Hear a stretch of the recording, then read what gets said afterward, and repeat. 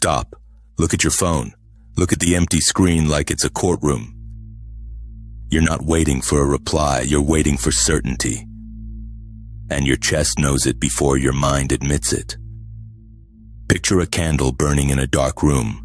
You lean in too close, desperate for warmth, and your breath becomes the wind that threatens the flame. That's what neediness does. It doesn't protect love, it suffocates it. Now imagine a marketplace at dawn. The rarest thing isn't gold, it's composure. Everyone is bargaining, chasing, pleading. The calm man stands still, and the world adjusts around him. You were trained to believe that being good guarantees being chosen. Like love is a receipt. I paid in kindness, so give me loyalty. But human attention doesn't obey fairness. It obeys gravity, and gravity comes from self-control. See a velvet mask at an elite party, smooth and perfect. Behind it, people don't respect honesty. They respect strength, not cruelty. Strength, the ability to hold your frame when the room tries to bend it. Most men don't lose women to better men. They lose themselves to their own panic. They watch a dynamic shift and start negotiating for oxygen. They talk too much, text too much, explain too much. They bleed value in sentences. Picture a chessboard with one piece moving too fast, a pawn sprinting forward, desperate to be seen. The king moves slow, not because he's lazy, because he understands. Speed without strategy is just noise. Here's the cold lesson Machiavelli would recognize instantly. People don't follow the man who begs. They follow the man who decides. In politics, in business, in love, the law is the same. The one who needs less holds more power. So if you're tired of confusion, tired of mixed signals, tired of feeling like your mood lives inside someone else's hands, good. That pain is a signal. It's telling you to upgrade your operating system. Tonight, you're not learning tricks. You're learning governance. You're learning how to rule your own mind, because that is the only kingdom you can actually control. Principle 1. The economy of absence. Picture a vault door made of iron, heavy, quiet, expensive. When you are always available, you're not loyal. You're cheap, not as a person, as a signal. Imagine air being sold in bottles. Nobody pays for it until they're drowning. If you are everywhere, your presence becomes air, and the mind doesn't crave what it can inhale for free. Calculated absence isn't punishment, it's priority. It's the visible proof that your life has weight, not a performance, a schedule, a mission, a direction that doesn't pause because someone didn't reply. Picture your phone on a table like a loaded weapon. Every notification wants to pull your trigger. The disciplined man doesn't wrestle the urge. He removes the weapon. He puts the phone down and returns to the work. And here's the twist. The point isn't to make her chase. The point is to stop you from chasing. That's the first win. The internal win. Principle 2. No pedestal. Picture a statue on a marble pedestal. Beautiful, untouchable, worshipped. Now picture yourself kneeling at its base. The moment you worship someone, you make yourself small. If you treat her like a celebrity, you become a fan. Fans don't lead. Fans applaud. Fans wait. Fans accept crumbs and call it a feast. See the mirror clearly. She's human, not a goddess. Human means flaws. Human means moods. Human means contradictions. When you remember that, you stop trembling. And when you stop trembling, respect becomes possible. A high-value connection requires level eyes, not intimidation, not worship. Level eyes. The calm willingness to disagree. The strength to say no without anger. Principle 3. Your attention is currency. Picture a scale with two bowls. In one bowl, your focus. In the other, everything you could build if you guarded it. Every time you hand your attention away for free, you tip the scale against your future. Most men spend attention like drunk kings. They throw it at anyone who smiles. Then they wonder why nobody values it. Because value isn't declared. Value is protected. Imagine a door with one sign. Not everyone enters. That door is your mind.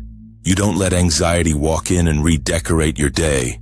You don't let one delayed message become the weather system of your entire week. Attention is not affection. Attention is power. Spend it like power, not like hunger. Principle 4. Silence is authority. Picture two people in a room. One keeps talking to prove he's safe. The other speaks only when necessary. The room doesn't respect the louder one. The room watches the quieter one. Silence is not coldness. Silence is control. It says, I don't rush to explain myself. I don't scramble for approval. I am not here to audition. Imagine a pause 3 seconds long before you answer. In that pause, you reclaim the frame. You stop reacting, you start choosing, and choice is the foundation of power. A man who fills every silence reveals fear. A man who can sit inside silence reveals strength.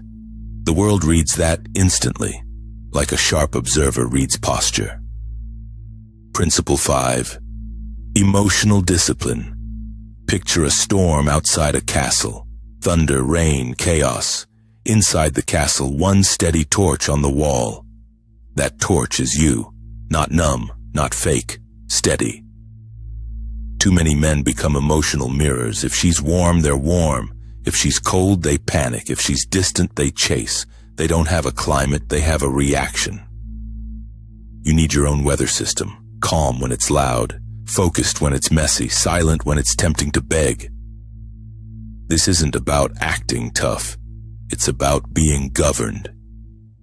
The strongest men aren't the ones who feel nothing. They're the ones who feel everything and still don't surrender the steering wheel. Principle 6. Boundaries are the frame. Picture a city with walls made of stone. Inside those walls, people relax. They feel safe, not because the ruler is soft, but because the rules are real. If your boundaries are paper, everything becomes negotiable. Disrespect becomes normal. Confusion becomes routine. You start paying for attention with your dignity. A boundary isn't a speech. It's a line. Crossed once, addressed once, then enforced. Not with drama, with distance, with action, with the quiet finality of a locked door. Imagine a wax seal on a letter. Simple, red, final. That seal is your standard. Not everyone gets access. Not everyone gets the full version of you. Principle 7. The willingness to walk away. Picture a bridge behind you closing. Not because you hate anyone, but because you refuse to live in reverse. The man who can walk away is the man who cannot be owned. If you need her, you're negotiating from weakness. If you prefer her but don't depend on her, you're negotiating from strength. And strength changes the entire dynamic without a single argument. This is not cruelty. This is self-respect. It's the knowledge that your life will not collapse if one person leaves. Because your life is not built around one person, it's built around purpose. Picture a throne in an empty room. No applause, no witnesses, just you sitting upright anyway. That's the real test.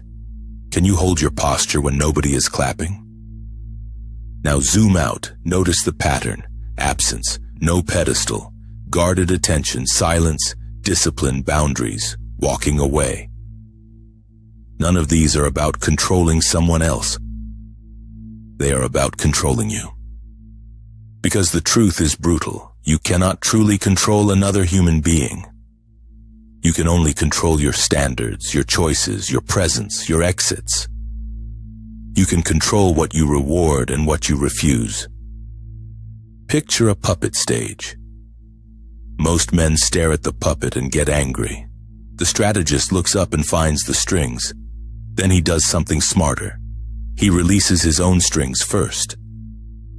That's the moment you stop being manipulated by your own fear.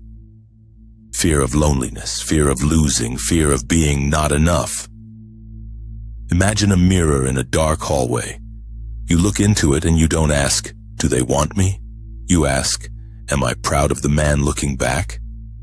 That question changes everything. Your mission must be heavier than your cravings.